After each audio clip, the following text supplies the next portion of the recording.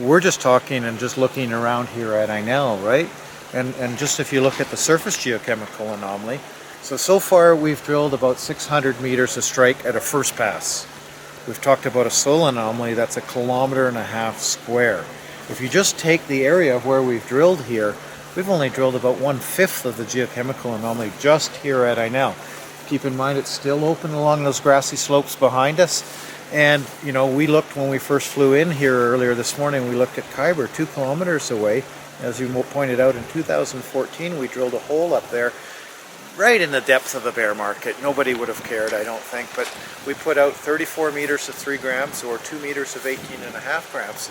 Some pretty decent numbers, but what's really, really important to that is now that we've seen drill holes here at Inel for the first time, we now compare those to what we saw in Khyber, and that's what we alluded to in a news release at the end of January.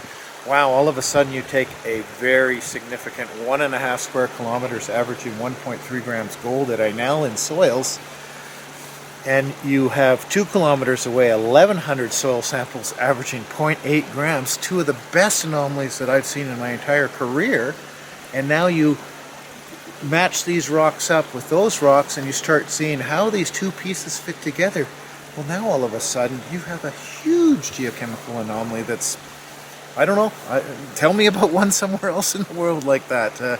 Just the volume, and it's incredible. Right? So you've got a mineralized trend here north to south, and it's developing as we're going along here, and then you've got these stacked mineral horizons going out to the east as well, these sub-parallel trends. Yeah, I mean that's a good point, John, because we're not just chasing 1 kilometer trend, which is incredible amongst itself, but because you have these stacked horizons going up the hill, you've got multiple targets within that 1 kilometer, and you know, we've got the rocks gently dipping into the slope this way, but as we get around to Khyber, around the other side, now we can start to actually drill them from different orientations. So there, I think Jim has alluded to at Khyber, there's about a 4 kilometer trend where rocks like this, or the contact favorable, is going around the hillside in this kind of fashion. So lots of space.